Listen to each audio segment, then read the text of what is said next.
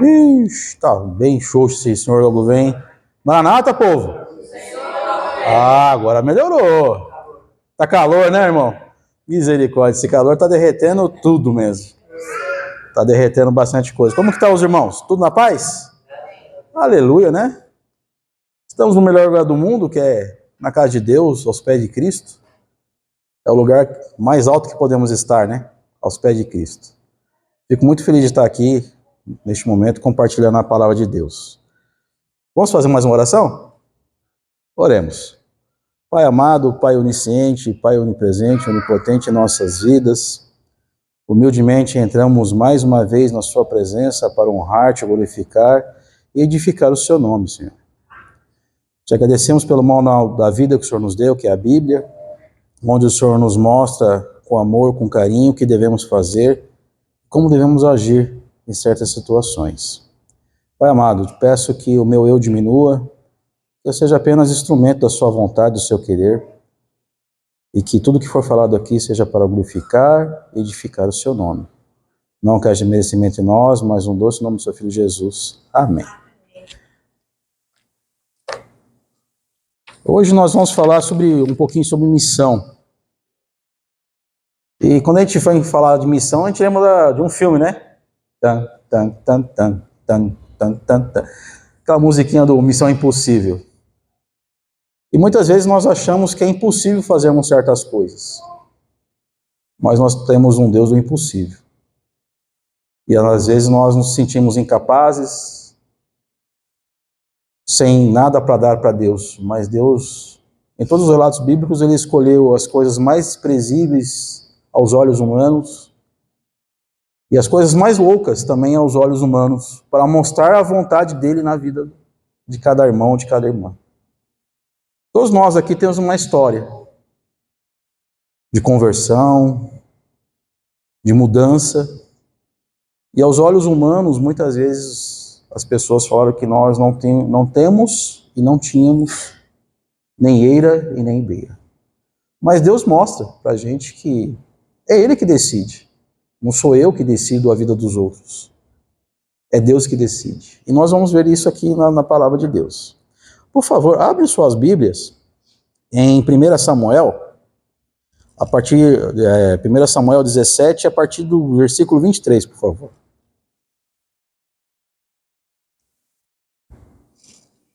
Quem não achou, fala misericórdia. Quem achou, fala aleluia. Oh, glória.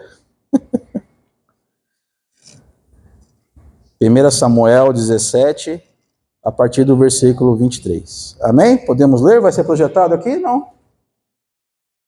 Vamos ler? Estando Davi ainda falando com eles, veio subindo do exército dos filisteus o homem guerreiro, cujo nome era Golias, o filisteu de Gate, e falou conforme aquelas palavras, e Davi as ouviu. Quando todos os homens de Israel viram aquele homem, fugiram diante dele e temeram grandemente. Diziam uns aos outros: vistes aquele homem que subiu para afrontar Israel, a quem o matar o rei o cumulará de grandes riquezas, lhe dará a sua filha e fará a casa dele pai livre de impostos de Israel. Perguntando Davi aos homens que estavam perto dele: o que farão ao homem que matar a este filisteu e tirar a afronta de sobre Israel? Quem é este incircunciso filisteu para afrontar o exército do Deus vivo? O povo lhe repetiu aquela palavra, dizendo: assim se fará ao homem que o matar. Quando Eliabe ouviu Davi conversando com aqueles homens, acendeu-se uma ira contra Davi e disse: por que desceste aqui? E com quem deixaste aquelas poucas ovelhas no deserto? Bem conheço a tua presunção e a maldade do teu coração. Desceste para ver a peleja. Disse Davi: que fiz eu agora? Não posso nem fazer uma pergunta? Então se desviou dele para o outro e falou a mesma coisa, e o povo lhe tornou a responder como antes. Ouvidas as palavras que Davi falara, anunciaram a Saul, que mandou chamá-lo. Disse Davi a Saul: não desfaleça o coração de ninguém por causa desse filisteu, o teu servo irá pelejar contra ele. Respondeu Saul: contra esse filisteu não poderás pelejar, tu ainda é moço, e ele é homem de guerra desde a juventude. É um relato bem interessante, né? Porque Davi, filho de Jessé, o caçulinha, o mais pequenininho, aos olhos da sociedade, Davi era um Zé Ninguém. Davi era um zero à esquerda. E ele foi o único que ficou indignado com a atitude de Golias, falando tudo aquilo que ele estava falando. E qual que era a missão de Davi ali naquele momento? De mostrar para todo aquele povo, aqueles guerreiros fortes, né, todos malhados, todos guerreiros profissionais. Por que vocês vão deixar ele afrontar ao nosso Deus? Vocês não são guerreiros? E ele, com aquela pequenez dele, que ele era pequenininho, ficou totalmente indignado. E aqui temos uma lição, irmãos, bem forte. Que o covarde sempre tentará o missionário. Ali as pessoas estavam com covardia. Ninguém se levantou para falar assim: eu vou pelejar contra este gigante. E às vezes a sua missão é atrapalhada por covardes. Por pessoas que falam para você que você não é capaz. Mas nós não temos um Deus que tudo pode? E Davi foi pelejar contra Golias. E quem que ganhou? Pela fé. Deram uma armadura para ele, de Saul, que era muito grande. E ele foi apenas com a fé. Não vou usar esse negócio aí. Muito grande. Não tenho como ter mobilidade. Pessoas vão falar que você é incapaz. Pessoas vão falar que você não serve para nada. Mas Deus vai te usar conforme a vontade dele e o querer dele. E no momento que ele quiser. Para você ser luz e sal na vida dos outros. Davi ali ele mostrou que mesmo sendo menosprezado pela sociedade, ele confiava no Deus de Israel. É o mesmo Deus que está aqui hoje, neste momento, nesta casa de oração. É o mesmo Deus que está aqui nesta casa de oração. O Deus de Israel, o Deus de Davi é o mesmo Deus que está aqui nesta casa de oração. Amém. E existe 3 tipos de pessoas no mundo, né? Tem as pessoas que são folhas, que qualquer vento vão embora. E só serve para embelezar a árvore. Essas pessoas que estavam perto de Davi ali, eram essas pessoas. Que só estavam embelezando a árvore. Quantos guerreiros tinham ali? Quantas pessoas tinham ali? O próprio rei ficou amedrontado. Nem ele, que se sentia, vamos dizer assim, o último biscoito do pacote, né, se sentia mais que os outros, foi pelejar contra Golias. Então tem pessoas que são folhas na nossa vida. Tem pessoas que elas só vão passar ali para fazer uma ornamentação, vai bater um vento e vai sair da nossa vida.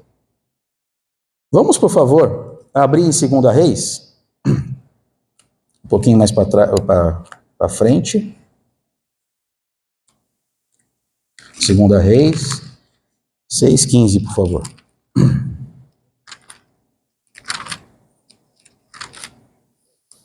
2 Reis 6,15. E aqui vamos falar de uma pessoa que ele foi bem intrépido, né? Eliseu. Ele foi uma pessoa bem diferenciada. Vamos ler? 6,15. Quando o moço do homem de Deus se levantou muito cedo e saiu, viu que um exército com cavalos e carros tinha cercado a cidade. Então o seu moço lhe perguntou: ai, meu senhor, o que faremos? E ele respondeu: não temas, mas são os que estão conosco do que estão com eles. E orou Eliseu: ó Senhor, peço-te que abras os olhos para que ele veja. E o Senhor abriu os olhos do moço, e ele olhou e viu que novamente estava cheio de cavalos, carros de fogo ao redor de Eliseu. E aqui é uma segundo tipo de pessoas que entra na nossa vida. As pessoas carnais. E a pessoa carnal, ela vai atrapalhar a sua missão. Ali, as pessoas, o ajudante de Eliseu falou assim: poxa, mas tem um monte de gente aqui perto. Ele não olhou com os olhos da fé. E quando nós olhamos com os olhos da fé, irmãos, a nossa visão muda. Por mais problemas, por mais situações, por mais peleja que você esteja passando, nós não vemos.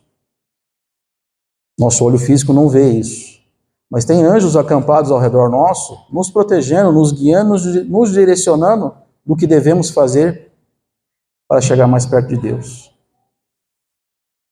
Quando nós só focamos no problema, só focamos na situação, perdemos o foco.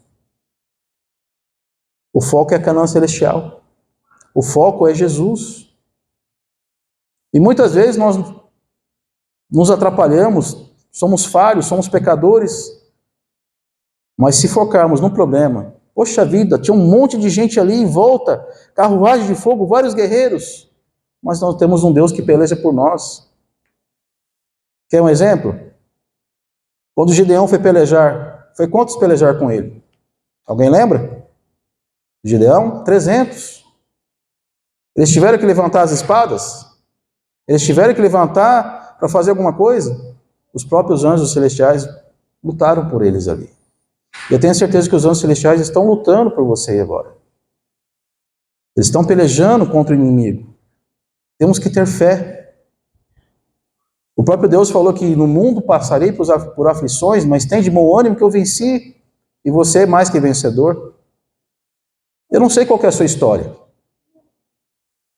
Eu não sei quem você é intimamente. Mas Deus sabe. Deus sabe quando você chora, quando você ri, quando você está preocupado. Deus sabe de tudo.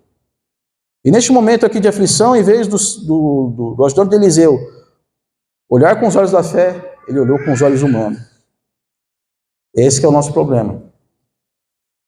Nós somos muito carnais, somos muito imediatistas.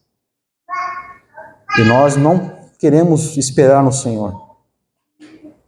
Se ele tivesse esperado no Senhor, ter visto com os olhos da fé, ele ia ver um monte de anjos para pelejar por ele ali. E aqui é um segundo tipo de pessoas que aparecem na nossa vida, que às vezes são galhos. Os galhos, eles servem para te dar sustentação, equilíbrio, mas se não der fruto, aí o galho não serve de nada. Nós não podemos ter medo.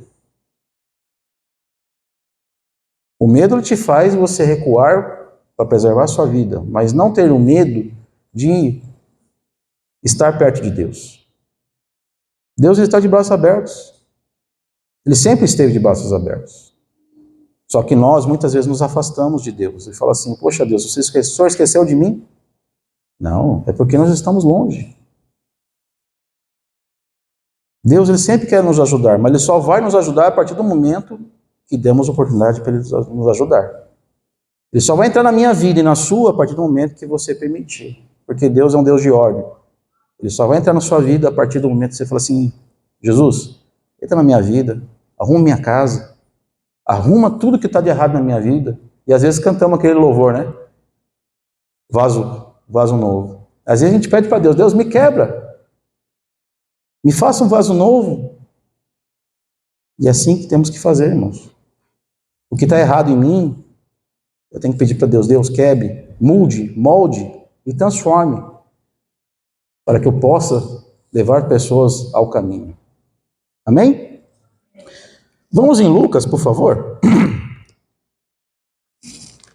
Lucas,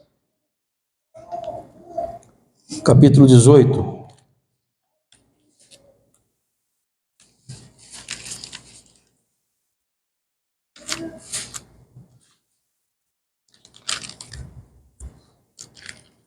Livro de Lucas, capítulo 18, a partir do versículo 22.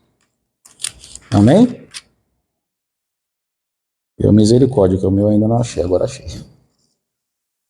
Vamos ler? Podemos ler juntos? Quando Jesus ouviu isso, disse-lhes: ainda falta uma coisa, vende tudo o que tens, reparte-o com os pobres e terás um tesouro no céu. Depois vem e me segue. Ouvindo isto, ele encheu-se de tristeza porque era muito rico. E aqui tem um outro tipo de pessoas que atrapalham a missão, atrapalha o evangelho, atrapalha a sua missão de propagar o evangelho. A avareza. A avareza é uma coisa que atrapalha totalmente. O jovem rico, eu dizimo, cuido dos meus pais, vou na igreja, faço tudo que os mandamentos mandam. Aí Jesus falou assim, então, já que é assim, você desapega do dinheiro, que o seu mal é o dinheiro.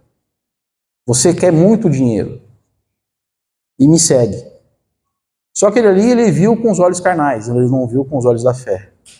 E Deus fala isso pra gente, todos os dias. Nós precisamos de dinheiro para pagar nossas contas, sim ou não? Precisamos. Porque sem trabalhar, a gente não consegue sustentar a nossa família. Mas se você coloca o dinheiro em primeiro lugar, as demais coisas não vão ser acrescentadas na sua vida. Mas a partir do momento que você colocar as coisas de Deus na sua vida em primeiro lugar, as demais coisas vão ser acrescentadas na sua vida. Nós precisamos do dinheiro hoje, infelizmente, para pagar nossas contas e sobreviver. Não é nem viver, é sobreviver. Porque as coisas do jeito que está hoje, está tudo caro. Então, tá pela misericórdia. Nós estamos sobrevivendo. Mas nós temos que confiar em Deus. E Abacuque, ele fala que apenas a graça de Deus me basta. Ele orou, pediu para Deus, Deus, me liberte desse povo que está oprimindo aqui. Deus falou assim, ele vai te oprimir esse povo. E Abacuque fala que se a videira não der nada, se não tiver nada, meu socorro vem dos altos montes. Vem de Deus. Será que eu estou sendo avarento, me permitindo que status sociais, ter o dinheiro é mais prioridade do que minha salvação? O jovem rico priorizou o dinheiro. Porque Deus tem uma coisa muito maior e melhor do que podemos imaginar, irmãos. Imagine você caminhar em ruas de ouro. Você não tem mais dor, não tem mais lágrimas, não tem mais nada que está passando aqui. Imagina. Nós vamos estar lá na Canaã Celestial cantando hosanas e louvores eternamente. Imagina essa cena. Feche os olhos agora, por favor, vamos fazer exercício. Feche os olhos agora e pense nisso. Num lugar onde não vai ter dor, não vai ter lágrimas, não vai ter nenhuma mazela que estamos passando aqui. Não vamos ter conta para pagar, não vamos ter aluguel para pagar, não vamos ter nada de problemas. Imagine esse lugar. E você está ali com Deus, com o Pai, com o Filho e Espírito Santo, em regozijo, escutando as aves cantando hosanas e louvores ao Altíssimo. Pode abrir os olhos agora, irmãos. Imagine esse lugar. Eu fico emocionado às vezes de ver cenas que nós colocamos, né? Tem às vezes vídeos daquele banquete gigante, aquela mesa gigante, as pessoas ali, todo mundo se reunindo, os salvos com as suas coroas, um com mais estrelas, outro com menos, mas todo mundo coroado, porque nós somos filhos do rei, somos príncipes e princesas. Nós não podemos deixar que o dinheiro atrapalhe a nossa comunhão com Deus. Faz parte da nossa vida? Faz. Mas buscar o reino de Deus e as demais coisas vai ser acrescentado. Amém? Vamos em Mateus, vamos voltar um pouquinho. Vamos ler Mateus 8:21, por favor.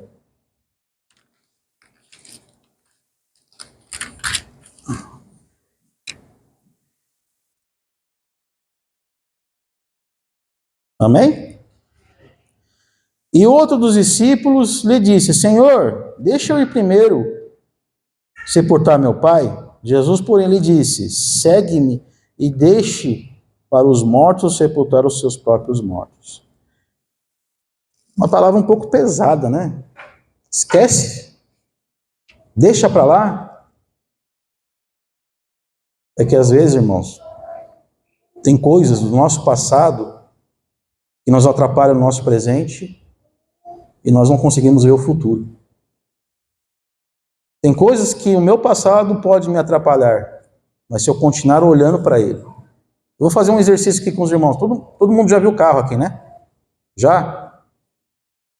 Tem um negócio no carro que chama retrovisor.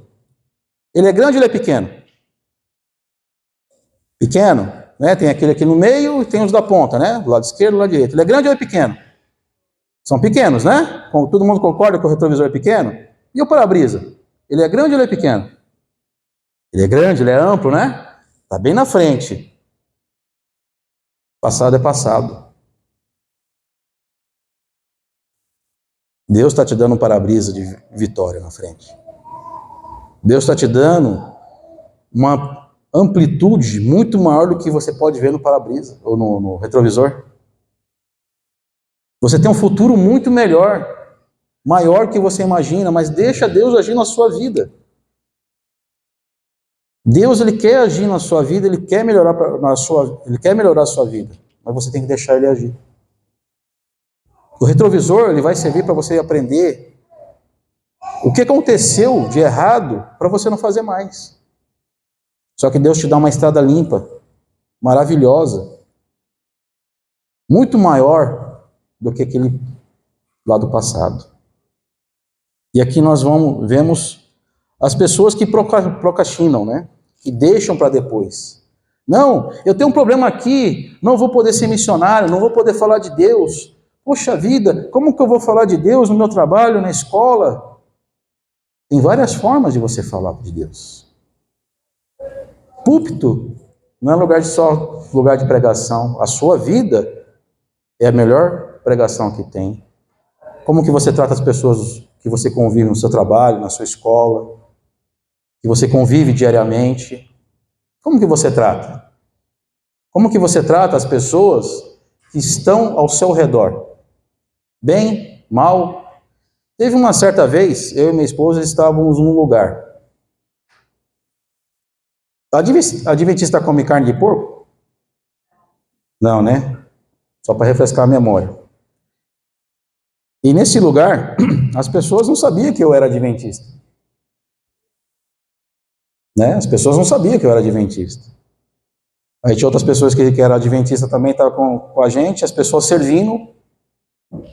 A gente não come carne de porco. Você não sabe, não?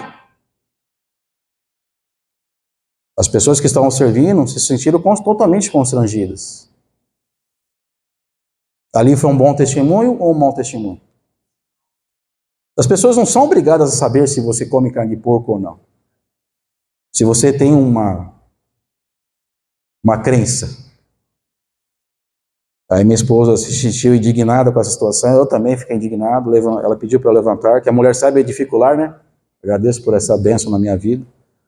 Falou, vai lá, fala com o pessoal lá. Explica para eles o porquê que a gente não come carne de porco. Aí fui lá, falei com acho que era o Metro, o chefe lá do pessoal, falei, por favor, naquele lugar ali, ó, tá vendo? Tem um grupo de pessoas que nós não comemos carne de porco, porque somos adventistas do sétimo dia, né? Expliquei toda a situação para eles. Ele, perdão, amado, não sabia, vou falar com o pessoal. Então a forma que você fala com as pessoas diz quem você é. Igual você fala para minha esposa assim, pega o papel para mim. Do jeito que ela vai tacar o que tiver na mão dela, taca na minha cabeça, que a bicha é brava. Não? Eu que sei. Você fala assim, por favor, pega o papel para mim. É uma forma imperativa, mas não autoritária. Também te amo, amor. A forma que você fala também diz se você serve a um Deus ou não. Deus, por seu filho de misericórdia, ele puxa a orelha do filho que ama, sim ou não? Poxa. Jesus, quando ele foi falar com várias pessoas, ele falava de forma ríspida? De forma autoritária? Só quando ele estava no templo, né, que desceu a chibata no povo, lá que o povo estava fazendo coisa errada, sim ou não? Mas ele falou com amor ainda. Será que eu estou procrastinando a minha missão? Será que eu estou atrapalhando a missão dos outros? Será que a forma que eu ajo no ambiente que eu moro, que eu vivo, eu atrapalho a vida das pessoas da comunhão com Deus? Qual é o Deus que eu estou apresentando para elas? E a igreja tem 3 missões, né? A igreja tem a missão de salvar do pecado, de salvar o que se perdeu e conservar o que está salvo. Será que a minha atitude, igual eu relatei agora há pouco, salvou aquelas pessoas que estavam no restaurante? Ou a atitude, não julgando, de quem falou com eles antes, salvou aquelas pessoas? Nós, irmãos, temos um grande erro de julgar as pessoas com preconceito. Preconceito. Você já tem um conceito antes de saber o que é aquilo. E muitas vezes esse preconceito nos atrapalha. Nos atrapalha porque às vezes nós falamos assim, esse daí? Isso aconteceu comigo, em São Paulo. Um pastor conhecido falou para mim assim, você é caso perdido. Falou para mim e para minha família, você é caso perdido para Deus. Ele me conhecia desde gurizinho. Porque antes de ele ser pastor, ele foi obreiro bíblico lá. Só que eu falei para minha esposa, nós vamos ouvir a voz do inimigo. Mas ele é pastor. Eu falei, calma. Pedro estava do lado de Jesus e foi usado pelo inimigo. Ele é um pecador como nós. Nós vamos julgar ele. E ali o inimigo quis procrastinar, adiar o que Deus tinha preparado para a gente. Porque o inimigo é tão sutil, é tão ardil, porque ele não tem coragem e não tem poder para agredir a Deus. Tem? Ele vai agredir a eu e você. Quem é pai aqui? Quem é avô? Ô, glória. Se alguém fazer alguma coisa contra ti, você até releva. Mas faça alguma coisa com o seu filho, com a sua filha, ou com o seu neto, com a sua neta. Você vira um leão. Vira, né? Essa aqui é minha jaguatirica de... Deus, ele está de braços abertos, irmãos. Querendo que você aceite a sua missão. Eu não sei qual é a missão de cada um aqui. Eu e minha esposa viemos para cá, não por vontade própria. A gente nem esperava morar aqui. Nós estamos de mudança para nossa terra, que nós somos do Paraná. E Deus falou assim, calma aí, não é do seu jeito. Vocês vão para um outro lugar. Inclusive, ela brigou comigo, falou, não vai. Não. Falei, vamos olhar com os olhos da fé. E eu fui com os olhos da fé. Voltei. Cadê a resposta? Daqui 15 dias nós vamos ter a resposta. Passou 15 dias, passou 20 dias, estava dando praticamente um mês e não veio a resposta. Tá vendo? Cadê a resposta? Eu falei, calma, mulher. É no tempo de Deus. Eclesiastes 3 fala que é no tempo de Deus. Aí eu fiquei quietinho, né? Porque com onça a gente não mexe. Olha, calma. Aí eu cheguei em casa. Ó, tem uma ligação para você aqui. Aí retornei a ligação. Ó, é para você vir para cá. Tal dia, tal horário, você tem que estar aqui. Eu falei, ô glória. Foi feita a vontade de Deus, e não a minha. Meus planos era voltar para minha terra natal. Mas Deus me trouxe para cá. Eu usei os olhos da fé. Ela também usou. Deus, ele usa as coisas maravilhosas, né? Porque ela é mais ansiosa. Eu também tenho ansiedade, tenho preocupações. Mas eu fico aguardando em Deus. Ela também aguarda, é uma mulher de fé. É uma bênção na minha vida. Ela mudou eu da água para o vinho. Olha como que a mulher manda no homem. É minha auxiliadora, é minha mãe, minha enfermeira, minha amiga. E às vezes ela desce a chibatada em mim também, como mamãe faz. Puxa a orelha do marmanjo aqui. É missionária também. Nós fazemos planos, mas não podemos deixar que Deus não entre na nossa vida, porque Ele sempre vai te dar o de melhor. Vamos ver mais um versículo aqui, irmãos? Já que a gente está em Lucas, vamos em Lucas 10. Lucas 10, do 1 ao 2. E aqui Deus deu uma missão, né, para os discípulos. Podemos ler? Todo mundo achou? Os guri ali da mídia tá afiadinho. Esses guri é 10. É 1000, né? É 1000. Podemos ler? Chamando seus 12 discípulos, disse-lhes: autoridade sobre os espíritos imundos para expulsarem e para curarem todo tipo de doenças e enfermidades. Vamos ler o 2 também. Ora, são estes os nomes dos 12 apóstolos: primeiro Simão, chamado Pedro, e André, seu irmão, Tiago, filho de Zebedeu, e João, seu irmão. João era quem? Alguém lembra? Filho do? Misericórdia, né? Imagina a pessoa chamar filho do trovão. Quando você escuta o trovão, você fica com medo? Alegre de escutar o trovão? Ou você fica meio... Quando você escuta o trovão, misericórdia. É um barulho, dependendo de onde ele cai, é um barulho ensurdecedor e dá medo. Deus usou João para fazer o quê? Ser missionário. Sim ou não? Ele foi missionário. Imagine como João era, e depois que ele conheceu a Jesus, o que aconteceu na vida de João? Em Apocalipse fala que ele é o profeta do quê? O profeta do amor, né? Sim ou não? Imagine você ter o nome de filho de trovão, e depois que você conheceu Jesus, você falar seu nome ser chamado de o profeta do amor? A mudança. Paulo, por que você me persegue, Paulo? Jesus falando, né? Ali em Damasco. Paulo, ele era perseguidor ou ele era uma pessoa que ajudava o evangelho? Segundo a visão dele. Segundo a visão dele, a visão humana, ele estava fazendo certo. Ele estava atrapalhando as coisas de Deus ou estava ajudando nas coisas de Deus? E às vezes nós temos essa visão. Estamos fazendo a coisa certa.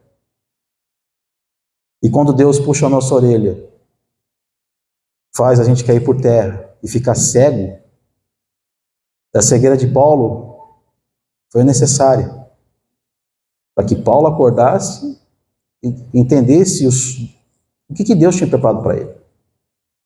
O que Deus queria dele. E foi um homem que mais pregou na face da terra. Imagine, irmãos, alguém aqui já assistiu o filme Paulo, o apóstolo de Deus? Só eu? Você também assistiu, por que você não levantou a mão? Ele no filme, ele passa os relatos de Paulo nos últimos dias dele. É um filme muito bom. Forjados também a gente assistiu, mostrou. Alguém já assistiu Forjados aqui? Não? Só eu? Assistiu? Gostou? Bom, né? Ali também mostra como que Deus pode agir na sua vida, se você permitir. E ali no filme Forjados mostrou também qual que é a nossa missão. Se você recebeu a bênção, transmita a bênção. Não retenha para você. Você pode ser um missionário entregando um panfletinho. Pode ser um missionário dando estudo bíblico. Pode ser um missionário fazendo visitas. Tem um amigo enfermo? Vai lá visitar ele. Leva uma frutinha, leva uma coisa diferente para ele. O que você gosta? Ah, eu gosto disso. Ou então chame seu amigo para vir na sua casa e você ali começa a falar de Deus sutilmente para ele. Você tem condições de ser missionário de várias formas. Muitas formas. Às vezes entregar um livro, um panfleto, igual eu falei. Teve um irmão nosso lá da igreja de São Paulo que, por causa de um panfletinho jogado no banco, esquecido por alguém, ele olhou aquele panfletinho, aí o Espírito Santo aguçou ali, né, a visão, olhou, mas o que é isso aqui? Ele abriu o panfletinho amassado e tinha uma mensagem que ele estava precisando. Foi acaso? Não foi acaso. Foi cristocidência. E ele se converteu, a esposa dele se converteu, os filhos dele se converteram ao Evangelho. Um panfletinho. Quem deixou aquele panfleto ali, não sei. Quem recusou, também não sei. Mas Cristo mostrou para ele que ele tinha um caminho, ele podia ser missionário. E hoje ele prega o Evangelho também. Qual é o nome do irmão lá? Paulo Dantas, isso. Às vezes eu consulto a CPU ali, que aquela CPU é melhor que a minha. Deus ele pode usar você, irmão, irmã, como missionário, como missionária. Pastor Bulhão, no seu início do seu ministério, ele fala que foi muito difícil para ele, porque ele entrou num lugar lá que era totalmente inóspito. E hoje ele é um homem jubilado já, né? Já pastor jubilado, já aposentado, mas ele não deixa de pregar. Nunca deixou. Ele fez um relato esse tempo atrás, estava com gatilho para assistir lá e não assisti ainda. Ele falando de como que ele sobreviveu à guerra da Ucrânia, que ele estava lá e momentos antes de acontecer a guerra, Deus o tirou dali. Vou contar um relato para vocês aqui que eu já contei e vou contar de novo. Teve irmãos que não escutou. No ano de 99, eu estava morando no Nordeste. Terra boa, viu? Quente, mas boa. E ali eu estava voltando de Goiânia, uma cidade em Pernambuco, estava me dirigindo para Recife na época. Choveu, deu uma garoada e ali a pista ela é de concreto. E concreto, quando cai respingos de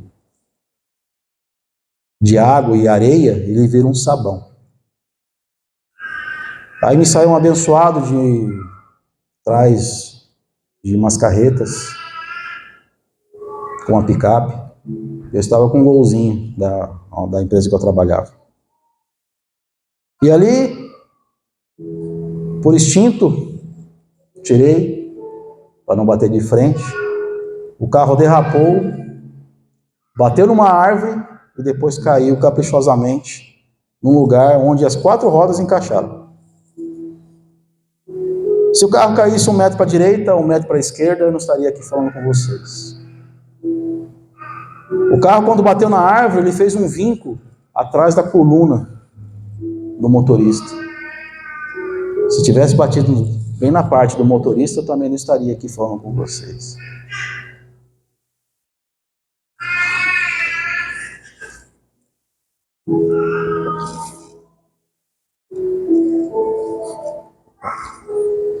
O carro caiu numa ribanceira 50 metros para baixo. Eu sempre tive costume de usar bota, né? Eu gosto de usar bota. Bati a mão no cinto, o volante ficou todo retorcido pela força que eu fiz. Saí correndo a ribanceira. Falei, se pegar fogo, esse negócio pega fogo sozinho. Subi ofegante. Lá um monte de carro parou, né? E teve pessoas que veio para cima de mim. Eu cheio de caco de vidro, mas não tive nenhum corte. Nada. Só tive dor no pulso, porque eu fiz muita força, né? No volante. Você viu o carro que caiu? Falei, vi. Eu estava dentro. E ali eu estava afastado dos caminhos de Deus. Bem afastado. Muito afastado. Extremamente afastado. Umas semanas antes, eu fui convidado para ir num afoxé. Eu não sabia o que era. Cheguei lá, o rapaz que estava na frente, pequenininho, mais ou menos o tamanho do Daniel, 3x4, o irmão Daniel, genro da irmã Zezé ali. Pequenininho o Daniel, né? 1,90 m e pouco, né? Falou para mim assim, o que você está fazendo aqui? Eu falei, eu vim com meu amigo. Espera um pouquinho que você não vai entrar agora. Eu olhei assim e falei, será que eu estou com alguma coisa errada? Aí chamaram o pessoal lá, todos estavam vestidos de branco, era numa sexta-feira. O que você veio fazer aqui? Você não é do nosso meio. Não, é que eu vim com meu amigo. O teu amigo? Qual que é o nome do teu amigo? André. Chamaram o André e deram um sermão nele. E eu estava bem afastado dos caminhos de Deus. Foi uma semana, 2 antes de acontecer esse acidente comigo. Vindo de Goiânia para Recife.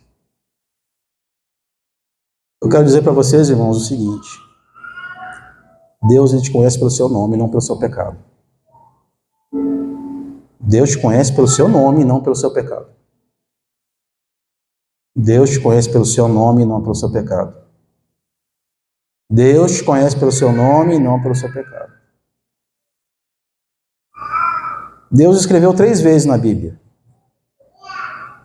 com a sua própria mão. Uma foi aonde?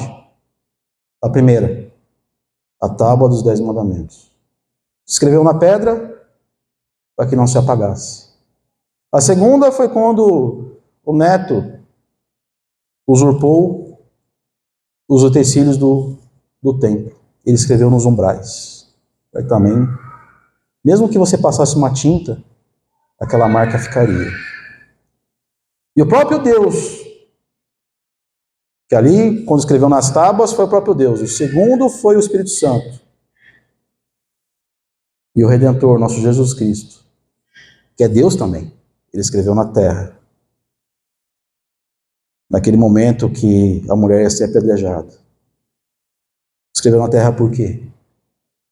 Porque vai passar um vento e os seus pecados foram pagados. Os seus pecados foram redimidos na cruz. Os seus pecados não valem mais nada, porque Deus, Ele te deu um manual, te deu a redenção, te deu a graça. E se Ele te deu a graça, por que você vai perder a graça? Se é de graça. Deus, Ele tem um plano para você. Ele quer usar você como missionário, missionária. Mas não tenha medo. A missão foi dada para você. Qual é o seu talento? Eu não sei. É de pregar num púlpito? É de dar um panfletinho? É de dar um estudo bíblico? Eu não sei qual que é a sua missão. A minha missão é pregar o evangelho, porque se Ele me resgatou de várias situações, igual eu falei para vocês agora há pouco, é porque Ele tem um propósito na minha vida. E Ele teve esse propósito. Já pensou se eu tivesse morrido no acidente? Vocês estariam recebendo essa mensagem de Deus agora? Vocês não estariam. Poderia ser uma outra pessoa, que Deus usa conforme Ele quer. Mas Deus, Ele quer te usar. Ele quer ser presente na sua vida. Basta você deixar. Não tenha medo de Deus. Eu não sei orar direito. Não tem problema. Deus escuta. Eu sei o horário. Minha esposa está pegando meu pé aqui para adorar. já estou terminando. Deus, Ele quer te usar. Basta você deixar. Ele está, batendo na sua porta. Ele quer ceiar contigo, Ele quer estar contigo. E só quem é educado bate na porta. Não entra de qualquer jeito. Ele quer usar você. Amém? Vamos cantar um último hino? Vocês podem projetar aí, gurizada? Esses guris, aleluia. Vamos deixar Deus agir na nossa vida. Ele quer o de melhor para você. Meu sonho é muito menor e insignificante aos sonhos de Deus. Deus sempre tem um sonho maior e melhor para você. Deixa Deus agir na sua vida. Vamos orar? Oremos. Pai amado, Senhor divino Deus, Senhor Rei dos Reis, te agradecemos pelo manual da vida, que é a Bíblia. Te agradecemos por o Senhor nos mostrar o que devemos fazer a cada dia da nossa vida, Senhor. Muitas vezes hesitamos, temos medos. O Senhor sabe do nosso coração, sabe do nosso entendimento, compreensão, e às vezes as nossas dificuldades, ó Pai. Mas o Senhor sempre capacitou e capacita quem o Senhor quer. Pai amado, somos falhos, somos pecadores, mas nos relatos bíblicos também tinha pessoas falhas e pecadores, e o Senhor nos deu entendimento, compreensão e direção para a sua missão. Também nos dê, Pai, essa missão, nos dê entendimento, nos dê força, nos dê ânimo a cada dia, para levar mais pessoas aos pés de Cristo e abreviando a sua volta, Senhor. Quanto mais pessoas souberem do Evangelho, vamos abreviar a sua volta.